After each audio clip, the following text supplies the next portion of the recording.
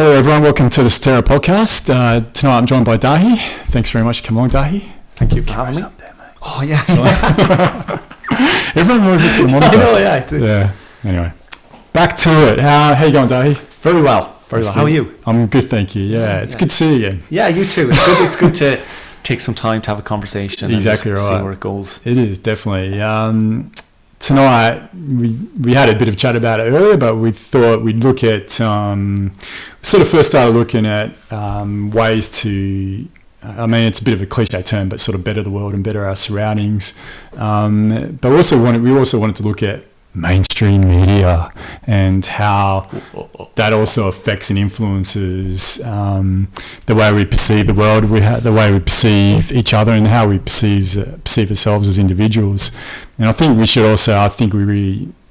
should also talk about how that's also changing, how media is changing, different forums are changing, and how in the future we've got the ability to be able to change the way people see themselves, the way they should see themselves, rather than what media dictates and the way media says you should see yourself. So, yeah, what do you think? Yeah, it's not a small topic. No. There's definitely some meat on the bone there. Yeah. What's your take on? I guess let's just start with your take on the current state of mainstream media, and especially, I guess, like news media and both visual and print media. I guess, like, when people use the word mainstream, it's started to get this connotation now where something negative, like mainstream media, for people who now are looking for truth and a broader view on what's happening in the world. Mainstream has become this very narrow band of topics and information that flows along with the normal run-of-the-mill conventional conservative society. Sure. And so that's what we know as mainstream media. And how do I feel about that? I would say mainstream, like, let's use the word mainstream in relation to music, and it used to, mainstream music and middle-of-the-road music. It's what appeals to the conservative, kind of middle-of-the-road, safe audience. Sure. And I think the key question then becomes, does the audience define the content, or is the content provider defining the content? Like, are they providing what the audience want? Yeah. Or is the audience telling them what they want? And exactly.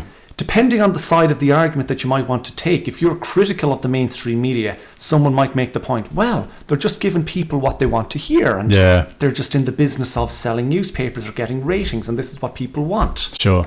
And I would question that. I don't think that that's necessarily true. It's a definitely valid argument, though, that media outlets do relay a message that they believe people want to hear. And maybe they do think that. Maybe they do think that we want to watch these current affair programs that deal with a dude cheating on his wife with 5 other women, and he's got like 5 different fucking families, and we gobble that shit up at 6:30 at night. Yeah. Maybe they actually believe human beings are like that, but or maybe they don't. Maybe they do understand that we don't give a fuck, but they'll still give it to us anyway. They'll still feed us that bullshit. I think it's more them knowing of them. I think it's more the media knowing what hits the buttons with the audience. Sure. And these topics that you see on these current affair programs and so forth, they're emotive topics. Definitely. That reel in an audience. Make you rage. Yeah, but without having to be informed on a topic. Yeah. It's just an instant, here's your daily dose of rage. Yeah, Get exactly. riled up. Yeah. How do you feel? How Sure. do you feel? Now buy this. Yeah. And it's just creating emotive responses in people. And a form, we spoke about this before a little bit earlier, about escapism as well. It creates a certain amount of escapism for people in their daily life, that they get to rail on something else that's external to their life. Exactly, yeah. And in an awful lot of these, bringing it back to these A Current Affair and Today Tonight program, it allows people to, tap into that notion of, at least I'm not them. Yeah. I'm better than them. Look at what they're doing. They're terrible. I can't believe they're doing it. Yeah. I'm great. At least I'm not doing that. I'm sitting here at home and, I'm just doing my thing. I'm a good person. Sure. And I think it's dangerous. It can be addictive. I can imagine. Well, it's habit forming. Like anything that creates like that kind of emotional response or has that brain chemical release, and also that's part of people's daily routine. Sure. You go to work, you come home in the evening, you cook dinner, you sit down, you watch your show. It makes you feel. It brings you on an emotional journey, and at the end, it transitions you into something else. Like that is the very definition of a habit. Yeah, definitely. Well, maybe not the very definition, but it is a form of habit. There's definitely habit forming. Yeah, I've spoken about it on this podcast before. I don't mind admitting it again now, but man, I was there once, like in my early 20s. But a lot of that had to do with just the way I was brought up. That's how my parents used to do it, And but I remember even when I left home, and even up to about 6 years ago, I'd get up in the morning, watch like sunrise or whatever before work, watch a good half hour, 45 minutes of just shit, and I'd just be like absorbed by it. But it was almost like, I mean, I'm a big fan of watching documentaries and podcasts and all that sort of thing now. It was the same sort of feeling as watching like this ridiculous TV program before work. Yeah. And then I'd watch your current affair programs when I got home. And actually, I didn't really watch your current affair programs, but I'd watch the news and, just shit, because it was like a pattern. It was just a comfortable pattern that I was in, and it gave me some feeling of goodness, I guess. That's why I kept going back to it, almost like a drug. Yeah. Well, I don't necessarily think that the news is bad. I don't necessarily think having the behavior of wanting to be informed about what's going on in the world and wanting to engage with the news, I don't think that's necessarily a bad. No, I agree with you too. It depends what the news source is, though. That's the problem. I would say I would liken it to, being hungry is not a bad thing. But if you're consistently choosing to eat junk food, that's not going to serve your body in the long term. No. And if you get used to eating junk food, it's harder to transition away from that and start eating healthy. By the same token, if you're hungry for information and you keep feeding yourself junk information, it's going to be more and more difficult for you to transition off that, because it's a difficult thing for people to transition away from mainstream media. Sure.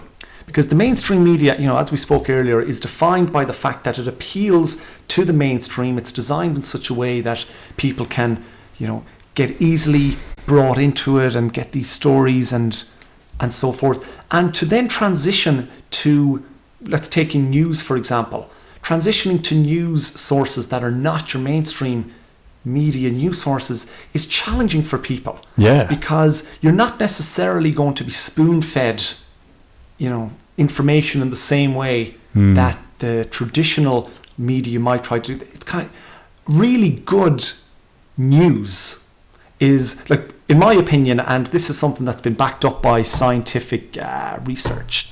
Quote the this is something I read recently. Can I do the quotations? I could look it up. I think it was the American Press Club or the American Press Society. They did a survey about association. Maybe. Yeah.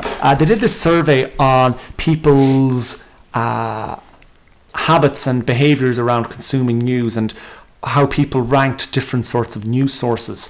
And the one that was the sort of news that was consistently ranked the best quality was news sources that didn't have so much editorial content. Okay. And that didn't have that much opinion content, where it was just going, these are the facts.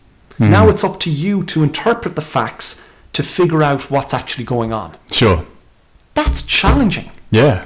It's much easier for me to sit down and go, Adrian, all those facts that you have on that sheet, why don't you tell me what that means? Because I don't want to have to research what the 5 things are there. Yeah. Just tell me, is this bad or good? I've had a busy day, I've just come home from work, should I hate these people that you're talking about, or is there stuff that I should be looking into that goes a little bit deeper, that makes the situation a little bit more complex? Right. Yeah.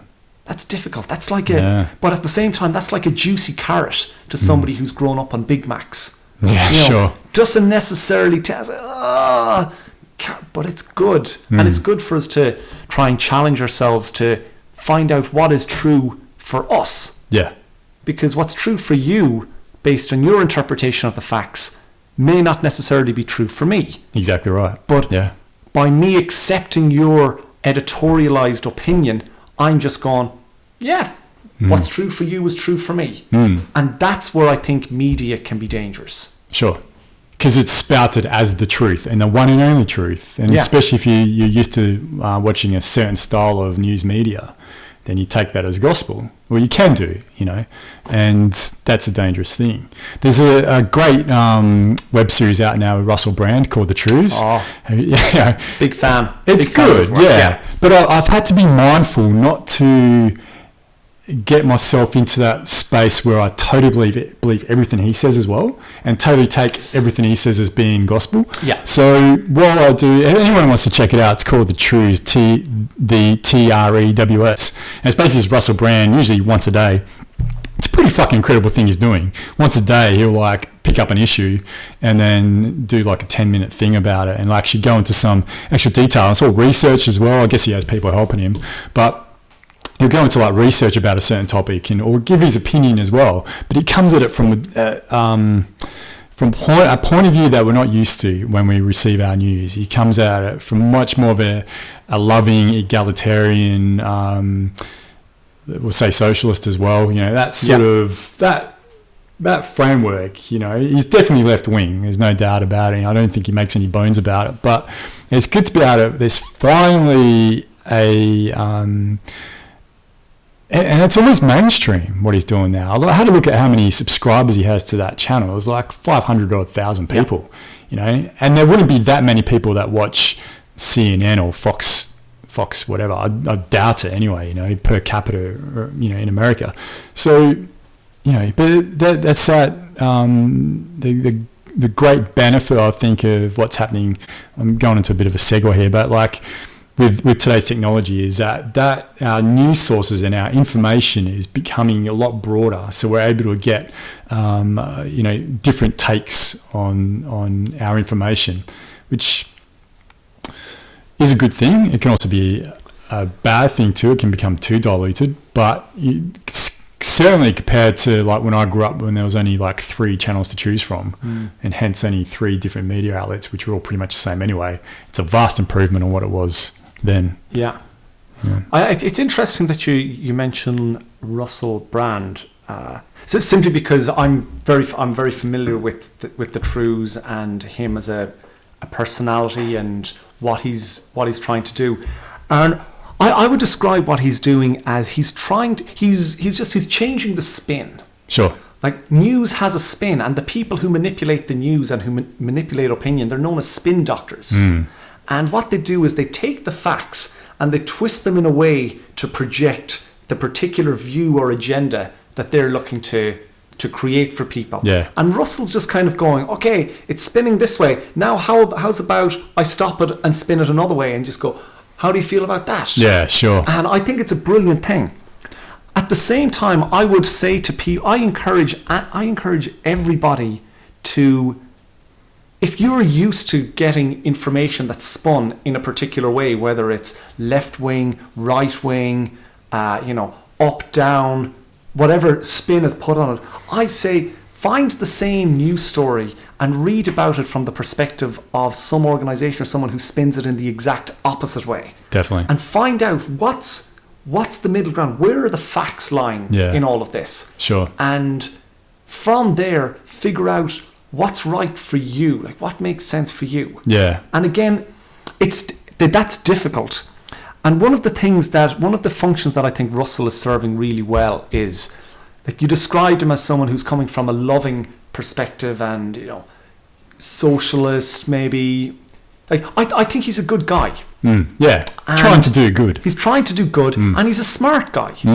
And he's a good guy, he's a smart guy, he's a famous guy with an audience. And I'd go, I would put a certain amount of trust in him to go, okay, Russell, you have some facts there. Tell me your version of the facts. Let me digest your version of the truth.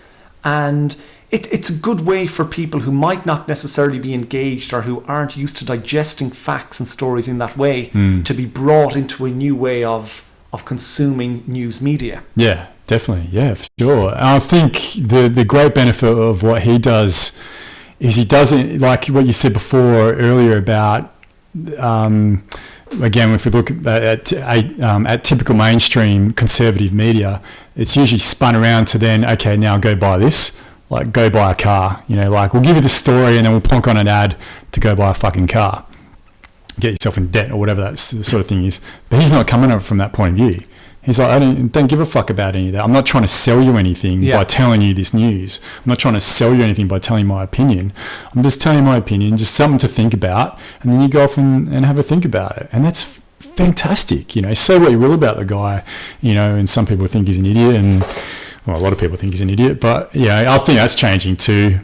Just as a bit of a tangent, he's grown up, like he's definitely matured. So I think with that maturity that he's exhibiting now, a lot more people are actually sort of taking on board what he has to say compared to if he had started doing this 10 years ago. Yeah. They probably would have thought, Russell Brand, what the fuck, He's eccentric, and the way he carries himself, he is eccentric and he's out there. But when you just have to see him go up against the like the news anchors on Fox News or some of these. That Morning Joe one that he did. Which one was that? It was like a morning breakfast one. It was like the two girls and a dude.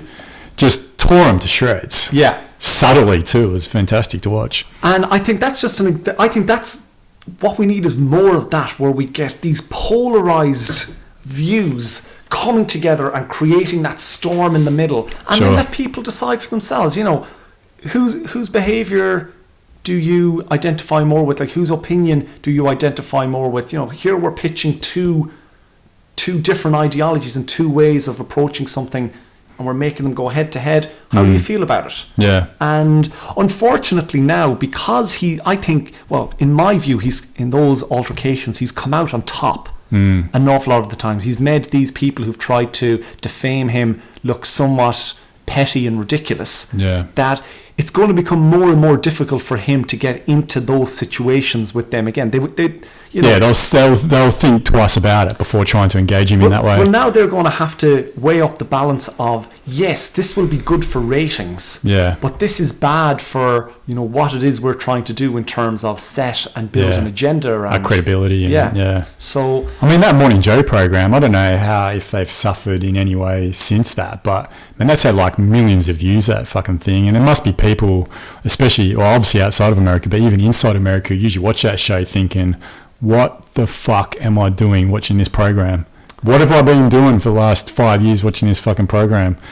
I hope, anyway. I don't know, because I think, there must have been people that watched that. I'm sure there are, but I think for a lot of other people as well, having a polarizing character like that come into your normal media source, it will help reinforce your own beliefs.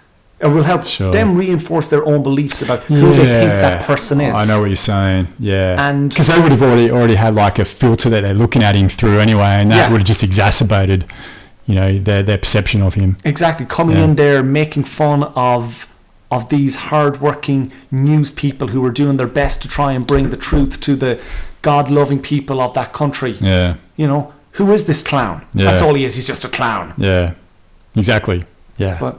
And by the same token, I put the same thing to, like, I like reading The Guardian newspaper website, and I'm mindful of the fact that The Guardian, while it would appear to me to be one of the more balanced news outlets, it still comes in for criticism from a lot of right-wing commentators about how left-wing it is. And I have to take on board that The Guardian does try and put its spin on news as well. Sure.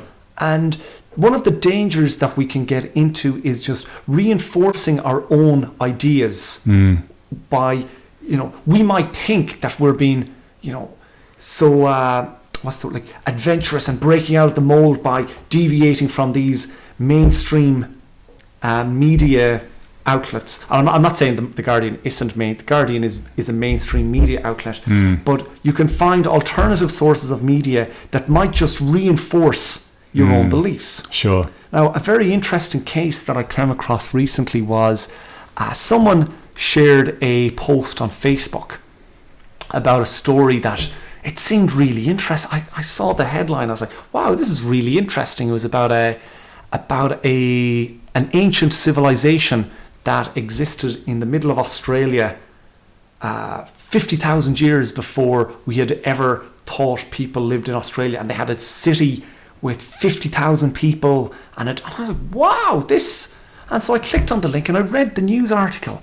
I was like, wow, if this is real, like, this is amazing. Yeah. And it looked and read like a real news article. Right, okay. And for a lot of people, this would have gone, this is the sort of information that they're trying, that people are trying to keep out of the mainstream media. And it was an archaeological dig in the centre of Australia being headed by a certain academic from this university, coupled with another university in Australia. And so I just took a second I took the researcher's name and I typed it into Google, and this name was a legitimate researcher at a university in Germany, but they were a doctor of public administration and business administration, nothing to do with archaeology. Sure. And I looked up the Australian university and it didn't exist. And then I looked at this particular website, and it was an entire news website made up of stories that sounded almost true, right, but that weren't true. Sure. And since then, I've observed people sharing links from this particular website simply because it reinforces an idea that they have themselves, and they go, here's something that reinforces and supports what I think. This is, but it's completely made up. Yeah, sure. But the thing is, Daithi, that happens in regular mainstream media too, media news. Absolutely. And there was one there used to be this channel, there used to be this program on Channel 10 called The Panel. There was this great little program. They had like all the people that made the castle and all that. They used to talk about the way we talked. It was like before podcasts come along. They were doing this thing, and they showed this footage of there was some riots going down in Indonesia somewhere. I think it was Jakarta or something like that. And they showed this footage from one of the news stations. I can't remember which one, but it was this footage of like looting at this building, and there's people everywhere, and the building got set on fire, and they said it was in a certain city in Indonesia, but then they showed another news program who showed the exact same footage, who said it was in this fucking Jakarta. Yeah. Like, it'd been made up. Like, what they had said had been going on in this city in God knows where was actually made up. I mean, maybe there were riots going on there. Maybe there was, stuff going down and people were, doing something. Who knows? Yeah. But maybe it was just a fucking peaceful protest. And so this news channel showed instead this footage of looting and riots and things like this. And then from that moment, that was it. I was just like, fuck this. I cannot believe anything I get told anymore. And not just from media, but from anyone. Yeah. It's like, it's a really important distinction to make. You've really got to, like you talked about, you really got to decipher for yourself and look into what are the facts and look at it from different angles. Like, I'd still see snippets of real right-wing conservative articles, and I'll agree with points of them. I'll look, yeah, they actually got a point, and this lefty pinko over here doesn't not on the right track. I mean, I'll never ever look at it, dictate it from only one point of view, because it is just a structure after all. Like the Guardian is within a structure, Fox News is within the structure, and the issue that's faced is by all of us is that they're not malleable. They don't shift outside of that structure, and that's a dangerous thing. You're right. That's interesting. Like what that just kind of brings into my mind is the idea of, there's telling people, what they should think, and there's also there's defining the boundaries, or there's setting the what's it be called? I think it's called there's the difference between setting the agenda and building an agenda. So the very fact that so if that riot, for example, is news, then the question becomes around, what aspect of the riot are we going to portray? Like, what do we want to make people think about the riot? Sure. But a step back from that is bringing actually taking the riot story and going, we're going to use this as news. We're going to decide that today this riot is news. Yeah. And on a daily basis, I always like to look at the newspapers and media outlets and go, what have editors in all of these various outlets decided is the news? And then once they've decided what the news is, then we get to experience what they decide the particular slant on that particular piece of news is. Sure. And I think the most interesting ones to see at the moment are like terrorism.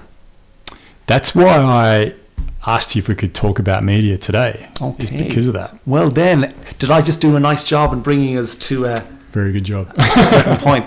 Yeah, terrorism. You know, I read some statistics recently that in the United States, for example, since 9/11, there has been approximately 13,000, nearly 14,500 homicides. Yep. Of those homicides, 37 have been terrorism related. Okay. So that would include things like, the Boston bombings, I struggle to think of other incidents. Yeah, the Boston one is the only Now, one I can think of.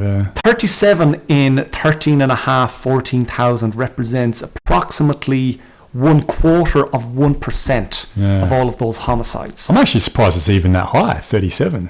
But again, and I think that's a fairly conservative in that more numbers, like ones that would be questionable, have been deemed to have fallen into the terrorism category. Maybe they're talking about those ones like in American military bases where... Is that happened? I'm assuming Sandy Hook, the gun shooting there at the school. I think all of those things would probably fall... I don't know. I'd need to double check this. But this was another...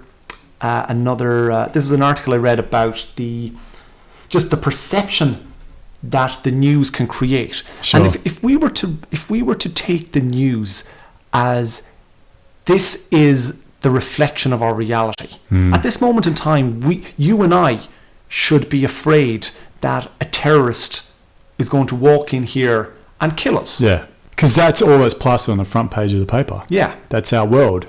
And apparently, now the reality is, for most people, and statistically, it is not a threat.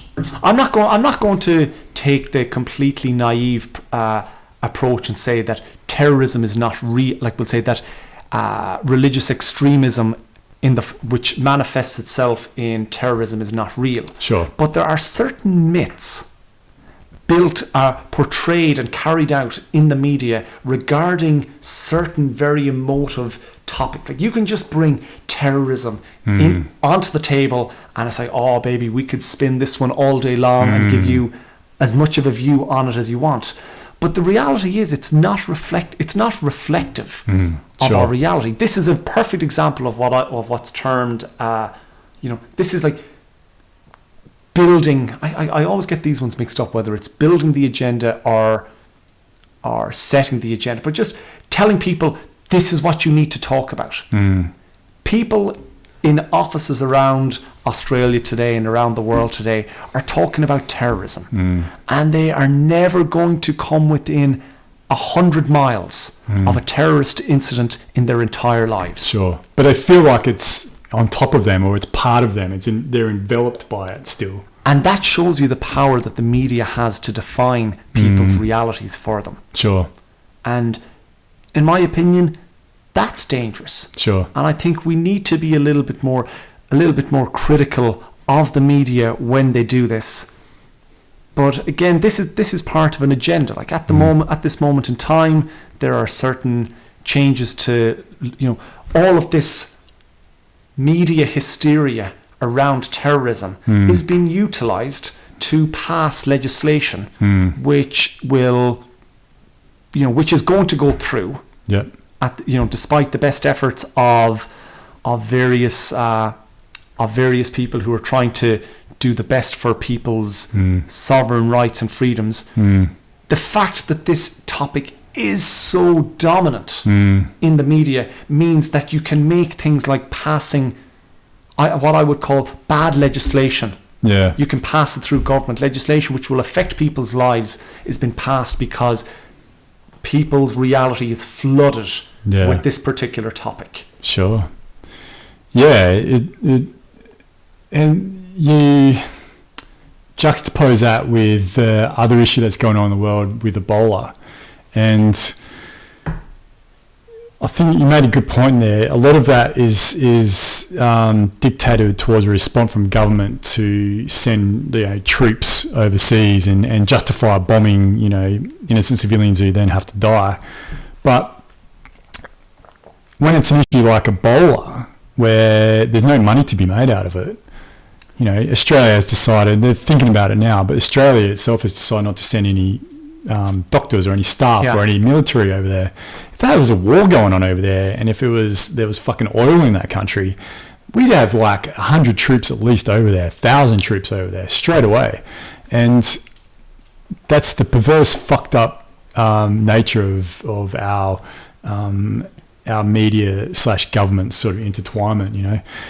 The reason why I thought about today, and when I messaged you this morning about we're talking about topics, is like every morning I go get a coffee somewhere in Mount Lawley, and usually end up going to Fez. Anyone lives in Mount Lawley, Fez, they do a good coffee. Oh yeah. I always have the paper there, so really anyone who doesn't know me, I'm really just a jock. Like I'm not really. I love sport, and this whole other consciousness thing I find interesting, but it's not a big part of my life. It is a big part of my life, but so is like just sport and all that sort of stuff. So when I read the newspaper, I usually just read the sport.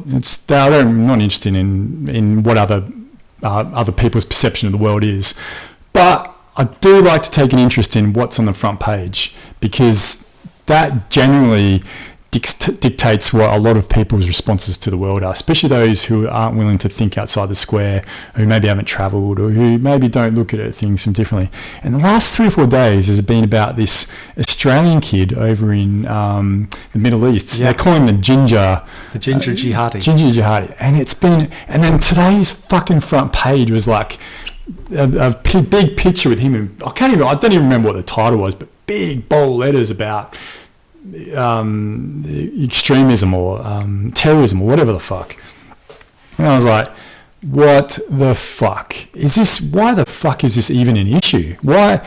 I mean, I should say it is an issue. Like it probably is no good that fuck it. No, at the end of the day too, like if someone wants to go overseas and do that, maybe, as long as they're not hurting anyone, but this guy obviously is. Which, he is by the very definition of what he's doing, trying to hurt somebody. Which is fucked up. It needs to be reported on. But to have it on the front page of the paper and to be constantly spoken about, like for the last 3 days, for this to be the main issue on the front of a newspaper, is pretty fucked up. And there'll be a lot of people who watch that, and I don't watch the news anymore, so I don't know, but I'm assuming it's been a big topic of conversation on news as well.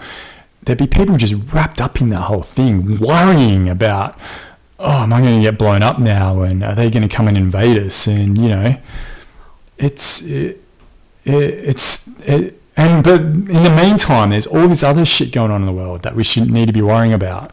But if there's no economic benefit to either the media organisation, the government, or the 1%, as Immortal Technique spoke about in that fucking great song that you showed me earlier, then it's not going to get reported. Yeah. Because to them it doesn't matter, so then it shouldn't matter to us. Well, I think, just again to kind of, I love the word juxtapose, great word. Like, to juxtapose that. Great magazine as well. Oh, is it? Yes. The ginger jihadi, the Australian kid who's gone over to Syria to fight, front page of all the newspapers, this is telling people what they should be talking about this week.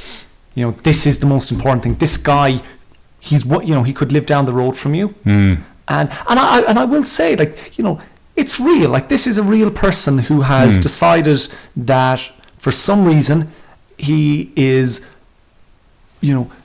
fulfilling his obligation to himself and to his people and to his religion by partaking in these certain activities, going overseas and fighting for this cause. And it could very well be I can't think of the word I'm looking for, but it could very well be out of context, from his point of view. Like he's just not seeing it correctly. Is he 17 years of age? Something like that. I'm going to go out on a limb here and go, like, the dude's probably an idiot. Probably. I don't know him. It's a little bit unfair of me to say that about him without knowing him. Yeah, he probably had a tough childhood, not a high IQ. Who the fuck knows? Maybe he's a genius though as well. Maybe he is. Maybe we don't like. And ultimately, on the whole ISIS thing, ultimately most people who are reading about it are not informed. The newspapers are not trying to inform us on what's happening with ISIS. Sure. If they were trying to inform people about what's happening with ISIS every day, there would be a one-page spread going, this is why we are in this situation. And it would go into detail explaining the history of how Islam split and the different factions warring against each other. ISIS is not a new thing. No. ISIS is a new brand. Sure. That's come along and is now being used to essentially justify further military occupation in certain parts of the world. Yeah, it's a package. It's a new little package that they've put together, and they're using social media and things like that. But this has been going on for hundreds of years. Hundreds of years. Now, but something that's completely relevant to today is the Trans-Pacific Partnership negotiations which are going on. What's that? Exactly, Adrian. Yeah, I don't know. It's probably one of the most important trade negotiations that's going on in the world for the last number of years, where various countries from around the world are negotiating a trade agreement. Now, this trade agreement will affect people who live in all of these countries, one of these countries including Australia, but there is no visibility given to the Australian public on what this trade negotiation, these trade treaties will include. It was WikiLeaks actually released a draft version of the proposal a few weeks ago, and that's how people know what's going on in this regard. Okay. Is this being reported in the news? No. No, obviously not. Does this have not that I watch the news anyway? Does this have the impact to affect our lives? I'm assuming by your tone that it does. You would be correct, Adrian. that was definitely a leading question. It is like it's one of these pieces of legislation that's trying to address things like intellectual property, copyright laws. There's IP in relation to access to medicines and countries' abilities to, essentially chase up people in other countries. An awful lot, I would do a massive injustice to this by trying to comment on it and say that I actually know anything about it. I had a brief read of it on the WikiLeaks website, but it's a gigantic document. What's it called? It's called the TPP, or Trans-Pacific Partnership. Okay. But ultimately, is this some New World Order shit? People who ascribe to New World Order, Illuminati stuff would say that this is part of the agenda. Oh, fuck, they must be loving it. All those New World Order people. Now, you can imagine them? They're fucking salivating. But the reality is, this is real. Like, this is... in their mum's basement, in front of the computer. This is real. Like, this is stuff that's been negotiated behind closed doors, top secret, that will ultimately impact people's lives. Right. And I understand, like, I will say, from a negotiation perspective, if I want to get a good deal, if I'm going into a deal with you, Adrian, I can't broadcast to the world all of my intentions prior to going into the negotiation, because I lose all of my leverage going in. Sure. However, there is definitely room for public discussion around the impacts of what something like this would do. Yeah. But upon careful consideration and analysis of it, it would appear that, it's no great surprise that a piece of law that's entitled a trade partnership is ultimately going to serve and benefit large corporations. Sure. And this kind of ties back into an awful lot of what we're talking about around media. That, the media now ultimately is there, it's there to do a number of things. It's there to, a lot of media outlets are actually businesses. Mm-hmm. Sure. And they're there to make money. money. Making businesses, yeah. So they're there to sell you a product. Yep. And I go, if that's their business model, that's their business model. Sure. But just be aware going into it that somebody's trying to sell you a product, and so they're not going to tell you something that devalues the product that they're trying to sell you. Yeah. A great example of it would be Australian newspapers. An awful lot of their revenue comes from their relationships with selling property. Really? Yeah. What do you mean by the classifieds and things like that? Classifieds, I think some of the biggest... so if you think about it, newspapers have a number of different revenue streams. They have, the couple of dollars they get from selling the newspaper. Yeah. So all you have to do is take the price of the newspaper, multiply it by the daily readership of the newspaper, and you figure out how much money they make from there. And then there's the advertisements inside the newspaper. You have the big, full page advertisements that you see from time to time. You've got the smaller little advertisements, but then you have the consistent property sections. I don't think it's any great secret that property advertisements and classifieds are some of newspapers' biggest revenue streams. Yeah, definitely. So would it serve a newspaper's economic interests to tell you about a housing bubble, for example, a property bubble? Sure. They're the fact that everything might shit itself, so don't bother reading our newspaper. Well, that's just an example of if this media outlet has a business model, be mindful of the information that it's presenting to you in light of the business model that it's trying to carry out. Yeah. And we see this, then from television. It's the same in television stations as well, and where they will have their key advertisers, and you're not going to say anything on your television station that would upset your key, because that's your money. Yeah, sure. And they are ultimately businesses. And then just to circle back around on this, something that I think is absolutely relevant and pertinent to Australian society is the newspaper The Australian runs at a loss. Does it really? Okay. Runs at a loss. I think it loses somewhere in the region of $100 million plus a year. Okay. Owned by Rupert Murdoch, well-known media mogul. Yeah. And Rupert Murdoch, he's a very wealthy businessman. Yeah. And he's gotten that way by being good at business. Sure. So the question becomes, why would someone like Rupert Murdoch have a business that just costs them money? Yeah. That seems to be the antithesis of what a good businessman would do. Yeah. Until you realise the purpose that a newspaper like The Australian serves.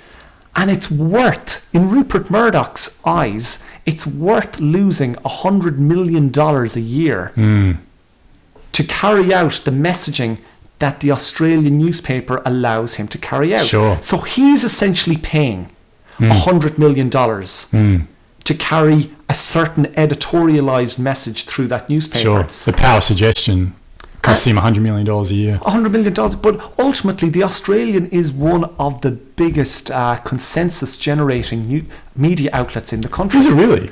I think more so in the eastern states and in WA.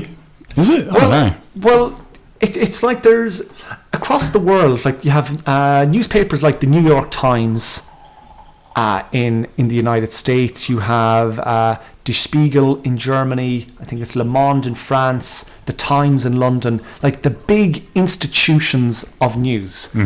And an awful lot of the time, these are the institutions that will define what it is all of the other media outlets are going to talk about on any given day. Sure. Like if you said you used to watch that program like Sunrise or Breakfast, and they have a section every day where they go, let's see what's in the newspapers today. The Australian is one of those newspapers that sets the agenda for the day. Right. And the fact that it's running at a loss shows just how powerful it is in setting the agenda. Because if it wasn't setting the agenda, it would have no value whatsoever. Yeah. So it just wouldn't be publishing it. Yeah, it's worth over $100 million a year to News Corp in terms of it setting the agenda on a daily basis. Fuck. Daithi. No shit. I think that's really interesting. So I actually enjoy reading The Australian because I don't mind it. I'll read it, but I can come at it from a abstracted point of view. So I don't engage with it you're necessarily. just going like, what's been spoken about here? Yeah, exactly. For me, I approach it from the perspective of what is this loss-making entity got to say today? Like, what is worth all of this money that's been pumped into this, entity that under the right-wing liberal ideals that it would uphold in a free market economy should not survive. Yeah. It's almost the very antithesis again of the free market liberal ideals it says that it generally upholds. Yeah, fuck yeah. I don't know. That's just something I find interesting. That's really interesting. I never knew that. That is a really fucking interesting thing. Yeah, that it absolutely goes against the absolute ethos of the paradigm that they're within. Yeah, it really does. Yeah, I want to go back to a couple of points. I had to write down when you were talking there about like representative governments. You're talking about decision making and deciding about whether we want to go into war and whether we do all that. And we, as a population, we elect government that and members of parliament to make the decisions for us. Really, we vote in a member who's allocated to our area that we live in, and then it's like I'm sure probably just started from back in tribal areas. That's like our chief, the chief is like the person who then passes on the whole tribe's beliefs then to another tribe or whatever it might be, and that's really in a fucked up way, the way our members of parliament are. But because a lot of the time, we just can't be fucked as well making a decision. I mean, I would like to see a time where, it's a general consensus and it's really easy to do, even if it's just an app on someone's phone that, you can vote on whether something should be done or not. That's dangerous as well, and that's a whole nother fucking podcast. But the problem is these people that we vote in as our representatives into this government that ultimately make a decision for us all, these people all come from the same fucking framework, generally anyway. It's changing, but for a long period of time, it's generally, you can't make a distinction between Liberal and Labor now in Australia. Even Democrats and Republicans, while they might spout ideologies that sound different, the governmental processes are basically the fucking same. We do have organisations coming up now, independents and Greens, who are looking at it from a different perspective and trying to govern in a different manner, in a different way. But unfortunately, a lot of our decisions are made by people who, and going back to Russell Brand, he speaks about this a lot, like you got the Tories and, are they Tories or the Conservatives? Yes. And then the Liberals over there? Over there, I think they have like the Liberal Democrats. Liberal Democrats? Lib Dems. Yeah. They all like go to the same schools. They're all brought up the same. They come from the same types of families. And so nothing's ever swayed. Nothing's ever looked at from a different point of view. But we give all our power to them. We give all of our fucking power, all of our decision making goes to them for them to make a decision representing us that a lot of the time we don't even fucking agree with, but it's just like, oh, well, that's what we're doing, Yeah. Or we might have media, I should say then, but not might, we also do have media also then dictating what we think we should respond with as well. So that's a problem. But my second point, Daithi, that he also spoke about, and I think that's going to change all that, is this access to information that we have now that's changing, and this free access to information. We don't necessarily have to pay $2 to buy a newspaper or whatever it might be to get our information, to get our resources. The internet's providing this fantastic platform for us to be able to look at a topic from different point of views and make our own decision for that.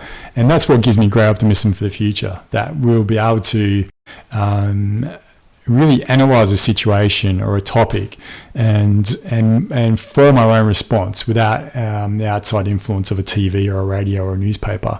And that makes me highly optimistic for the future. Yeah, it really does. Yeah, I'm with you on that one. Right.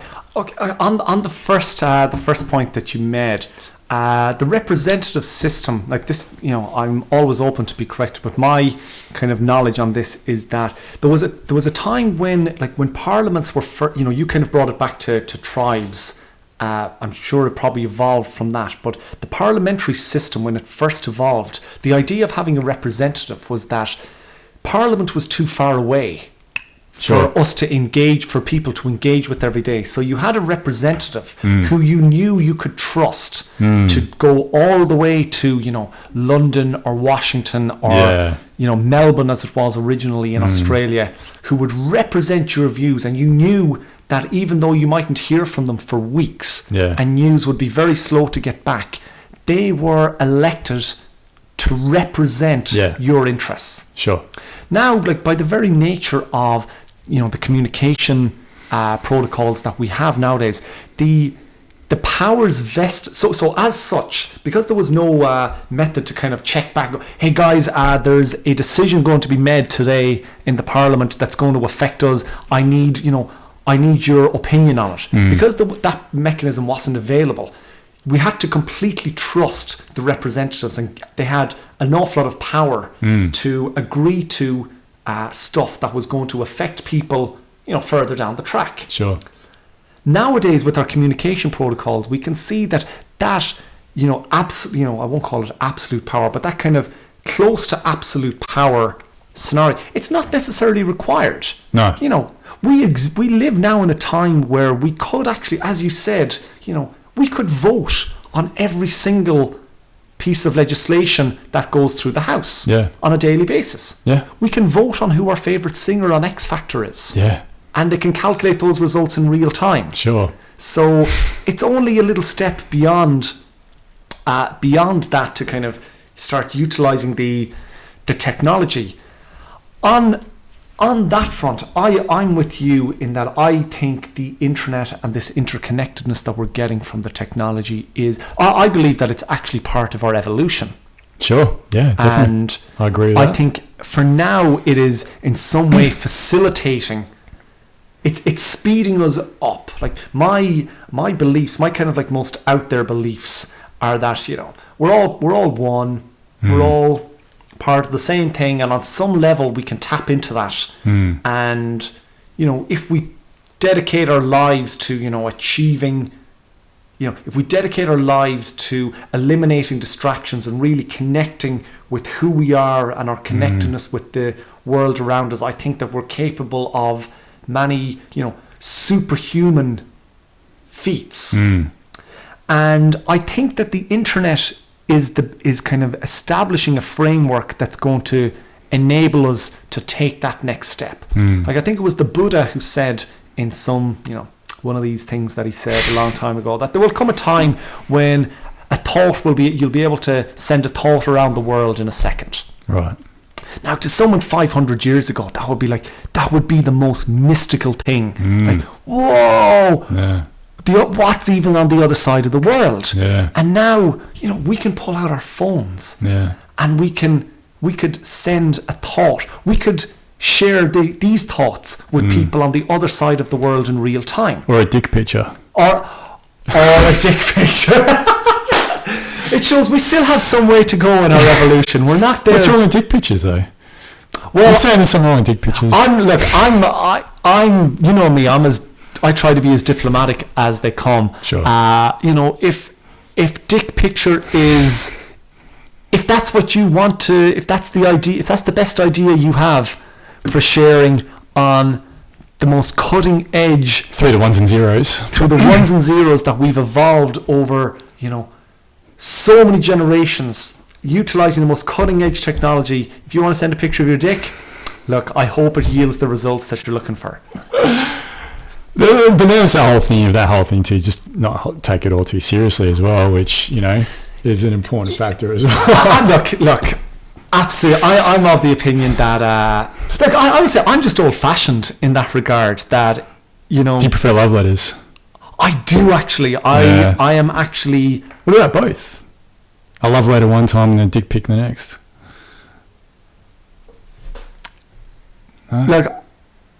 I'm trying to. You don't have to get yourself in trouble here. It's not, it's not that like I said, I don't have anything against. It's just not me. Sure. It's just not my style. I don't judge anyone for what they do in that regard. I just kind of go, that's not my style. Yeah. That's not my thing. Sure. So knock yourself out with with your dick pics. Yeah. Send them to. I actually have I have some funny stories regarding dick pics involving friends that I'll tell you some other time. But have you heard that one about Kurtley Beale, the Australian Wallabies player? Sent a dick pic he was supposed to send to his girlfriend. Instead he sent it to like one of the administrators from the Wallabies. This other girl died somewhere. I've seen this somewhere. Yeah. So that can get you into trouble. It can get into real trouble. That's the problem with dick pics. But when you think about it, a smartphone is more powerful than a gun. Fuck yeah, definitely. Yeah. A gun is pretty powerful. Sure. And it has the power to, take lives and devastate lives. But a smartphone has the power, like a smartphone could bring down a government. Fuck yeah, definitely. Yeah. Multiple. A smartphone was essentially one of the catalysts in the Arab Spring. Sure, and definitely. In any sort of, political demonstrations that are happening now on a global level, a smartphone is the tool of choice. Definitely, man. Definitely. And let's bring it back. Let's bring it back because I think that's an important point to make, that what you're talking about, the Buddha, espousing the ability to be able to connect with someone from the other side of the world in 1 second. That's what's really changing our perception of each other, who from different cultures, especially like the way we look at what's my whole understanding of the Palestinian conflict. That's all fucking changed. The whole way that individual people of Islamic faith believe in what's going on in their country and what they think of the Western world. That's all changed. That's what's really I take real issue with, that with the media that we still is shoved down our throats these days, as far as the old style media, is that we're led to believe that a person from a certain culture believes this, and they might believe this certain thing, but then that whole fucking culture believes in that.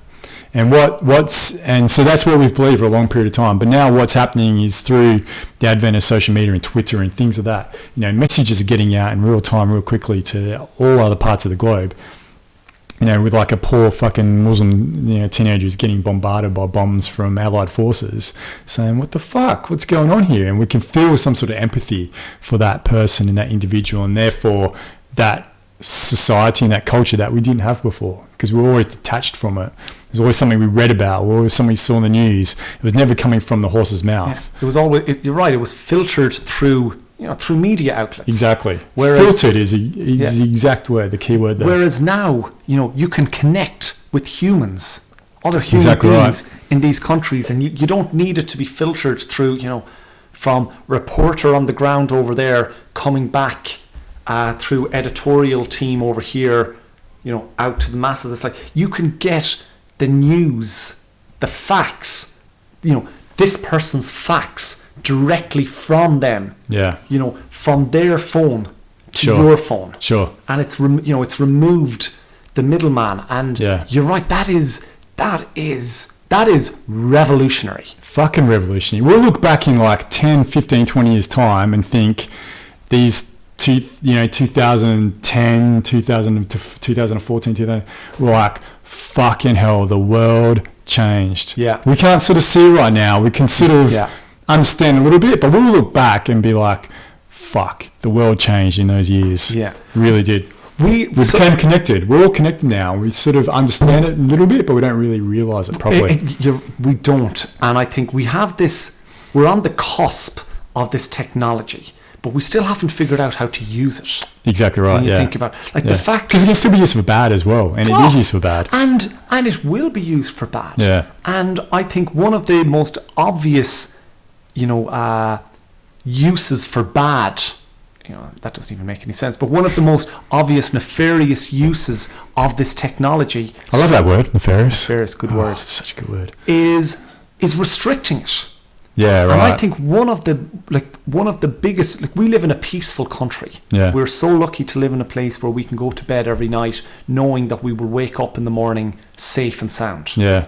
But at the same time, there is a battle being fought on the internet, Sure. for control of the internet. Definitely. And vested interests would love nothing more than to lock down Yeah. and control the flow of information across the internet. Well, there was an article I saw it was through Facebook this afternoon about some protests. I'm pretty sure it was in Hungary, where they're trying to tax internet flow, or whatever. And then there's like 100,000 people protesting about it. Yeah. So the very thing they're trying to control, it's like it's too fucking late. It's too late, because people can now, starting with the Occupy movement was like really the precursor to it all, and say what you will about Coney and all that sort of shit that happened, but it showed that the internet gave the ability for people to be able to not correlate. What's what I'm trying to think of? Get together. They've been able to get together if they're against a certain issue, and the internet seems to be like a real fucking sticking point. Like, there can be all other kinds of shit going on in the world, but fuck with the internet, and then people come out with their pitchforks. Yeah, well, I hope I should hope so, and I get quite worried at the apathetic view towards the internet. Like, I would say I'm involved in politics, and I'm very passionate about it. But I understand if someone's not passionate about it, because it's for a lot of people it's boring and it's difficult to engage with. Yeah, everyone's different. I completely understand that. Sure. The internet, on the other hand, is something that majority of us engage with, and for the majority of us is vitally important. Sure. So when there's, we've seen it a lot in the United States, where there has been concerted efforts to try and create this, let's call it like I don't want to say the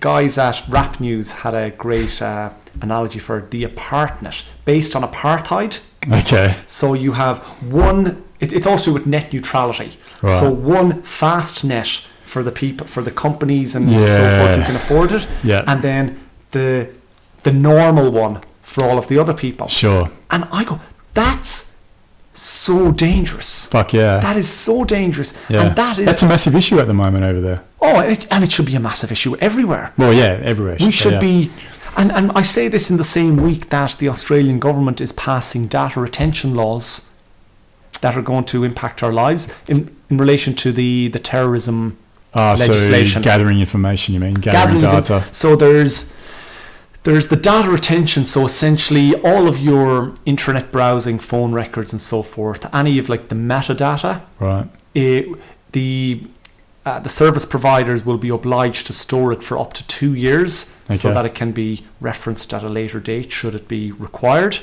There's that, and then there's also the provisions for warrants, allowing ACO to essentially access computers and access data.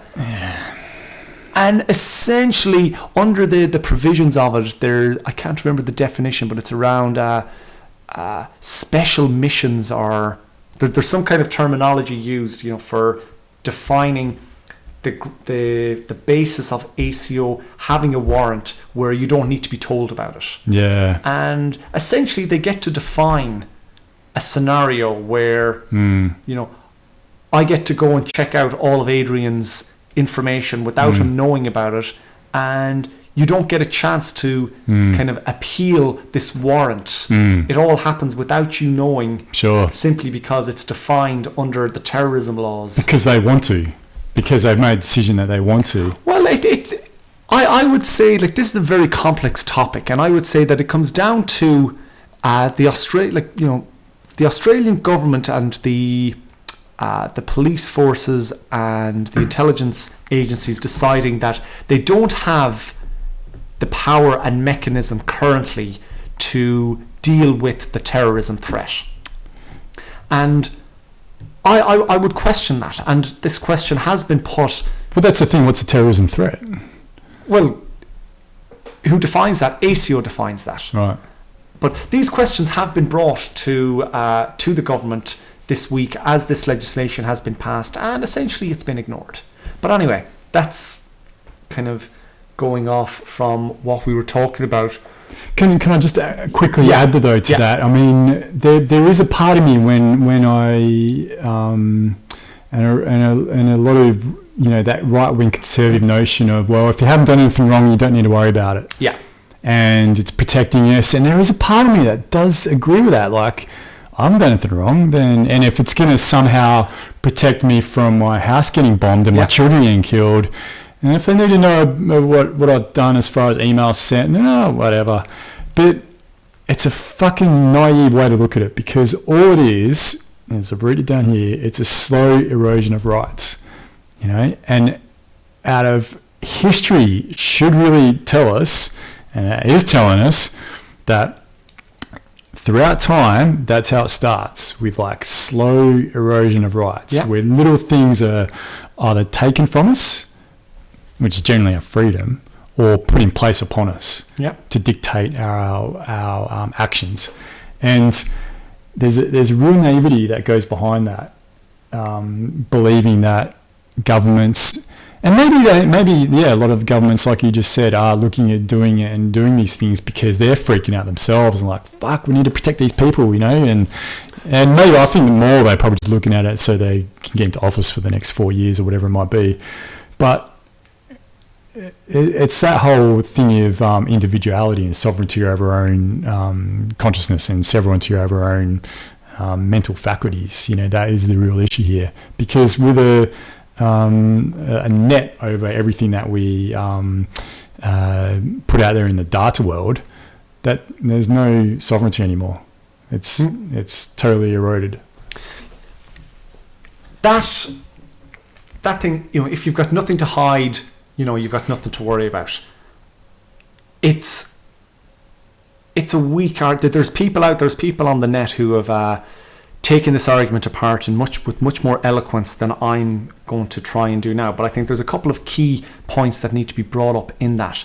Is that you're right about the slow erosion of rights. It's like the lobster boiling in the pot. And I don't even think it's that slow. I think the rights are being stripped away pretty fast from people. We just have to see, for example, in various states in Australia where there are, you know, now it's becoming illegal for environmental activists to disrupt business activities. In Tasmania, it's going, like, they're trying to pass legislation where if you are an environmental activist who is going to partake in any protest which has the potential to disrupt the business activities of the entity you're trying to protest against, which is the very essence of a protest. Yeah, sure. That's against the law.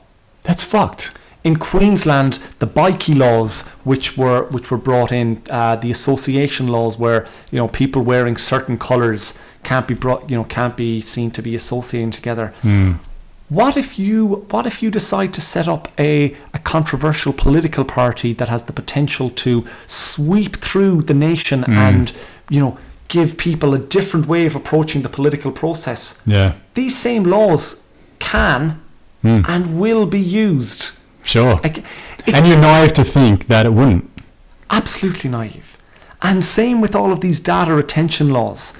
Yes, I'm of the opinion, if I could absolutely trust our government and our leaders to do what's right, and if I could trust every single person in the intelligence agencies and the security agencies to do what's right, you know, first of all, like, what's right? Sure. You know, that's a big enough question.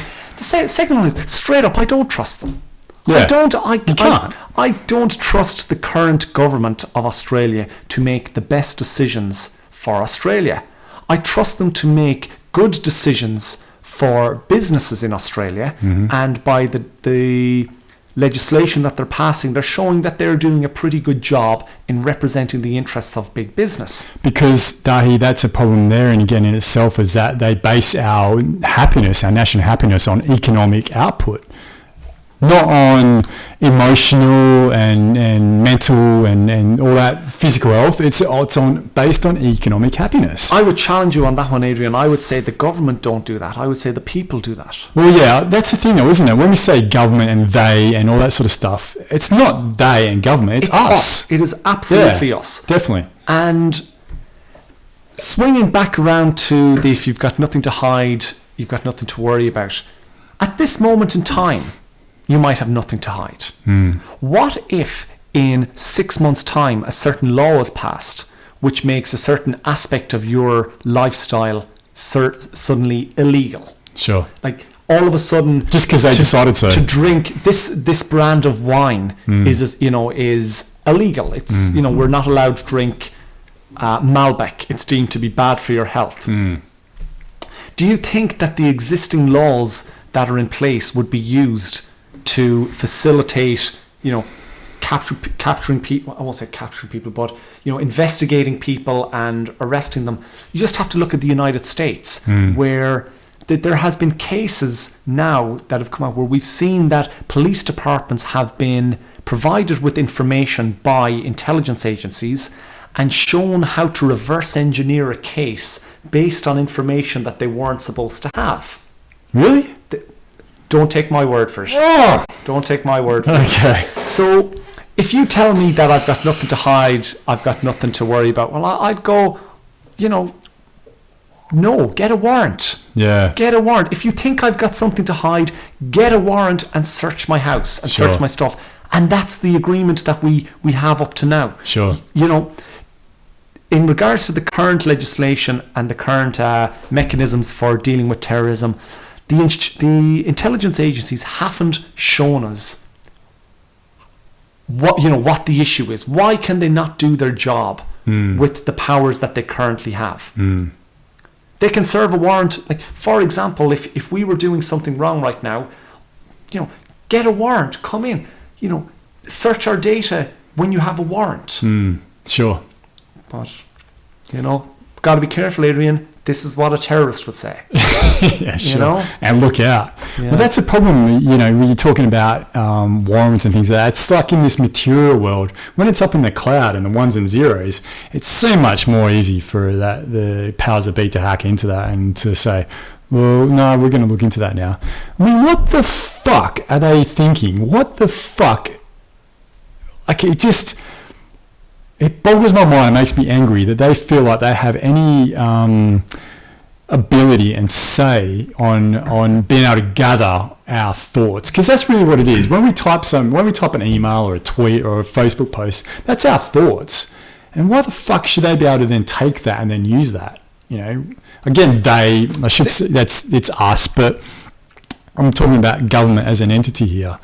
Like, it's not.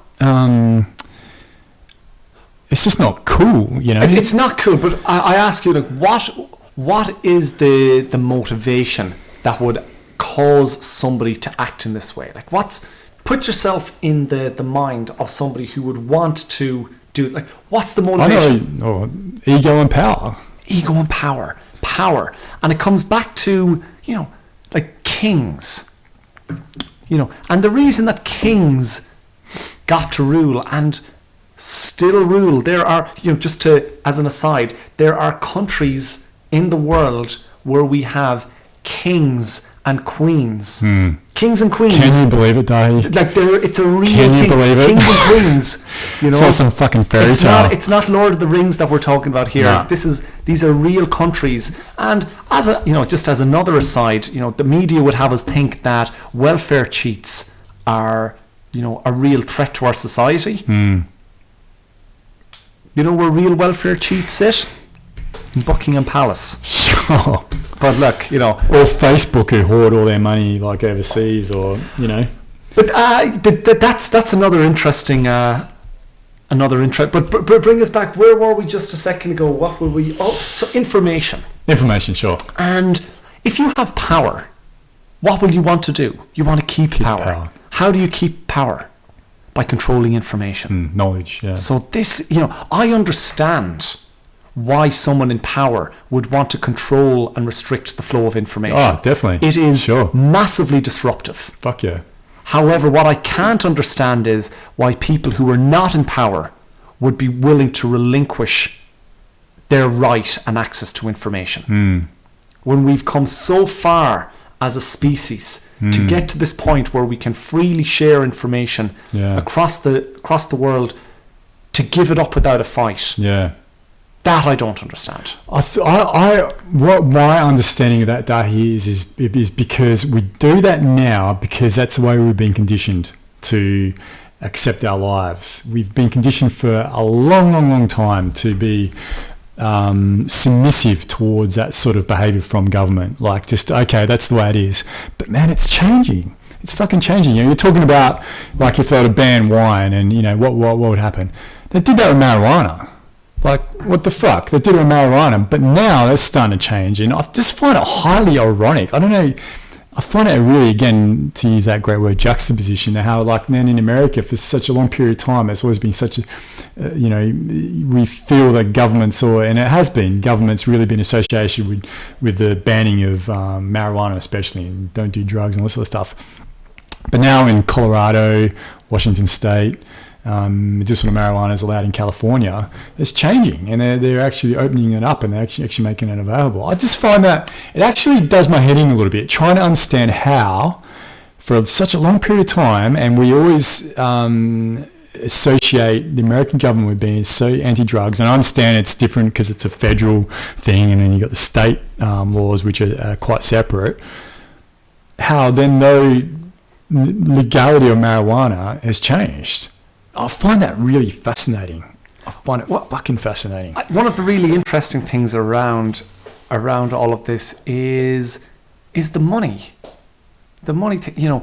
If you want to make, for a long time, the argument would have been made that marijuana is bad for reasons X, Y, and Z. And those reasons X, Y, and Z would quite often be put forward by people for whom there was a vested interest in marijuana being illegal. Alcohol, tobacco, prison systems, police forces, prison guards. And there has been research done in showing that the amount of, the majority of money that has been pumped into the American political system to lobby against marijuana has come from these vested interests. And did you know the prison guard lobby is like coming up like fucking fast and furious up towards the top of all of that? The prison guard lobby is like big time being like, keep marijuana illegal. Well, it's one of the massive injustices going on in our planet that, and I love the way Joe Rogan puts it, that we lock people in a cage because of something that they choose to do in their own time and their own space, which is essentially a victimless crime. Exactly. Despite the myths that are built around the drug trade, there are, marijuana of all drugs is one of the most, benign and, aggressive, people who smoke marijuana, but the argument will be made, it's run by organised crime. Well, how about we stop letting organised crime? How about we take it back? How about we tax it? And in Colorado, I think the tax rates on marijuana, people are paying something like 40 cents on the dollar. A really high tax rate, and they're happy to pay it. Sure. And this money is going into the public coffers and paying for services and infrastructure, making society better. And it's probably making people a little bit happier and less uptight about themselves. But as you said, there's a terrible statistic, especially in the United States, about people, especially from of certain races and skin colors, being targeted for these sorts of crimes, to be locked up in private prisons. And it's abomination. It's so bad I can't even find a good a word. Abomination's probably not even a fucking word for it. It's fucked. The most unjust of injustices. It's fucked. When it's essentially people profiting on sending people into a cage, locking people up in a cage for a choice that they make about their own life. It makes you sick, doesn't it?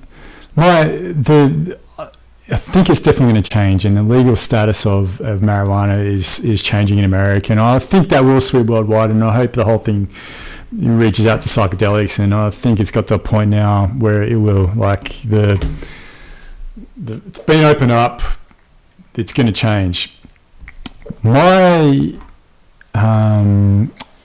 fear is that it will become too government run, they need to make sure. I think if you're going to legalize marijuana for businesses to sell, it also needs to be legal to be able to grow at home as well. Yeah. If you just put it into the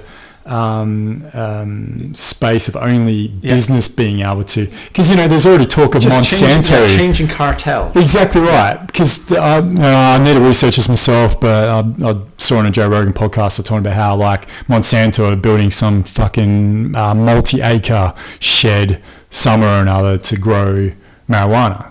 I don't know if that's true or not. I need to look into that, but if we allow something like that to get into the hands of big business, then we're just going to end up in the same fucking position we do now. We're already in. Yeah. And that goes for that's for proper drugs. I say proper drugs as in like marijuana and ayahuasca and mushrooms and things like that. But it's also to do with the internet as well. If we allow that to go into the internet, anything that's going to change our perception of the world, we have to make sure it stays with the people, because we're already fucked up once by relinquishing our power to the powers that be. We've already fucked up once in the last, well, maybe it started from the agricultural revolution, I don't know, industrial revolution, I don't know. We can't afford to let it happen again. We have to make sure that our sovereignty and our way of being able to share information stays with us, not for another small 1% of the population that dictates the economic framework that it's under. You're absolutely right. What you're describing is taking responsibility in your own life for your life. Sure. And I encourage everybody, if you've got a problem, don't tell me your problem. Tell me your solution. Yeah. I'll help anybody I can who wants to implement a solution. If you want to whinge to me about your problem, I'll listen, but you're not going to inspire me. Sure. And you're only bounded by the amount of energy and enthusiasm and willingness that you're willing to bring to your solution. And if we have a problem with government, change it. Get involved. Yeah. Do it. Like write to your elected representatives. Yeah. Piss them off so much with your issue that your issue becomes what they care about. Yeah. These are things that you can actually do. Sure. Annoy the fuck out of them. But it's much easier to go, I'm just going to have a whinge about it. Yeah.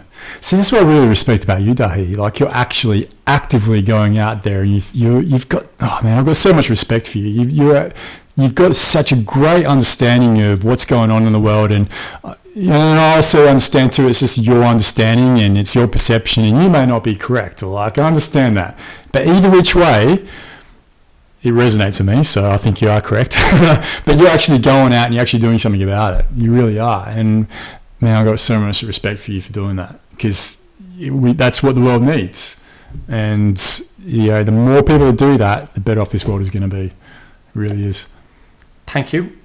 And I would say, as I said to you earlier, like it's part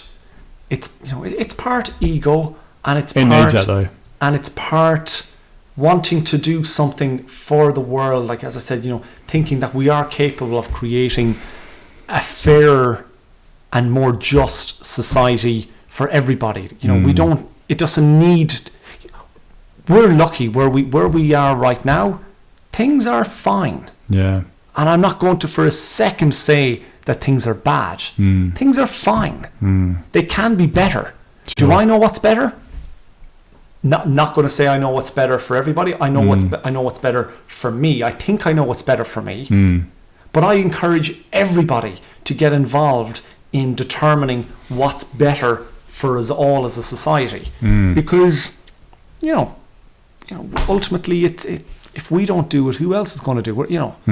Like, the grass will grow and it will try and create change in society, but ultimately we're going to cut it down. Sure. The trees will grow and they'll be here long after we're here, but we're the ones who have the most profound impact on our environment and our society and our culture and our way of being. And I think we owe it to ourselves and to everybody who's come before us, to at least just try.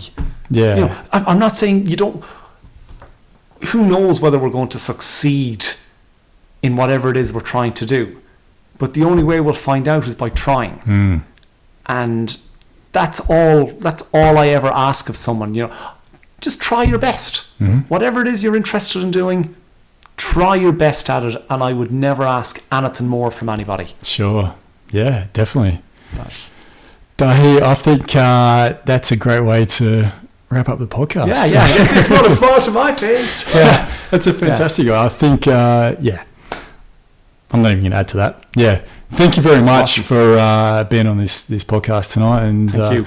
It's always a pleasure. And the one thing I'm so very fortunate, and that I just have these amazing group of friends that you now become a strong part of that. We can have these conversations, and I wish sometimes I always just had a fucking camera on me, because, be careful what you ask for. Yeah, surely it will happen one day. Google glasses, anyone? But it's just great that we can have these conversations and talking about technology, that we can actually record it, and whatever, usually 100 people usually end up watching each episode. So even if when I first started doing these, I was like, even if one fucking person gets something out of it, I'd be more than happy.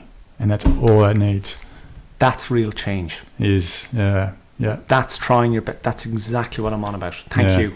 Sure. And on behalf of everyone who listens and watches, thank you. Well, thank you, Daithi. It's much appreciated, and much appreciated for you being on this podcast and telling us some pearls of wisdom. It's always good. Cool. Yeah. Anytime. What? Maybe tomorrow? We'll do another one. I reckon we could go all day and all night. It's just a matter of digestible. Anyway, we have to be conscious of the agenda that we're trying to serve here, and making our content digestible. Sure. We don't want to be too much carrot. We want a little bit Big Mac. Sure.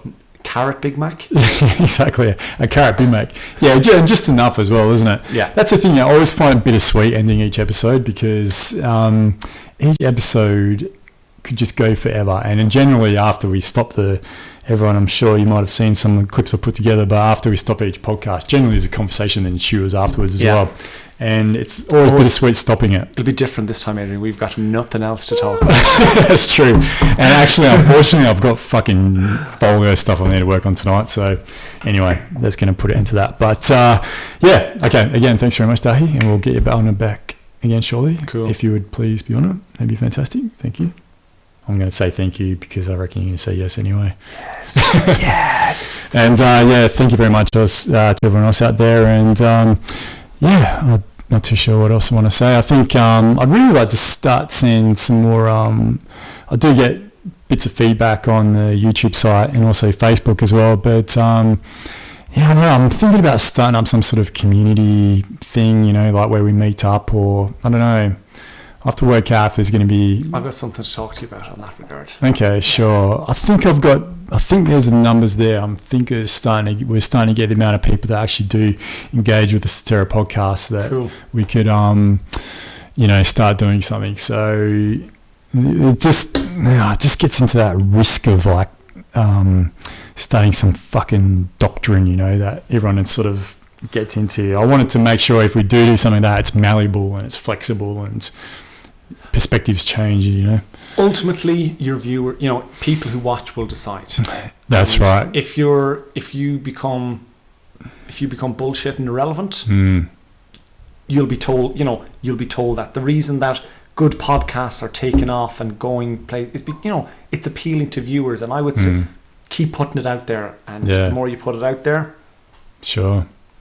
Come what may, Come what may. Yeah. Look, what you're describing there would be a good price. Like, we're, it's catching on to, good problems to have. Yeah, that's true too. If it just gets people thinking, that's all that really matters, Yeah. and it gets people inquiring and wanting to better themselves. Like you said, it is a really good thing. And I think, I know we're supposed to wind up, but just quickly, that's going back to Joe Rogan. He speaks often about how people have come up to him and said, "Oh, because of listening to you, I've lost 100 pounds, or I've taken this up, or I've looked at life from a different point of view." And I think just by people sharing their stories and sharing their experiences, it can really help others to really look at things from a different point of view. And it's vitally important. Yeah. So, okay, we'll end it there. What do you reckon? All right. Thanks very much, everyone. We'll end it this time. And we'll see you next time.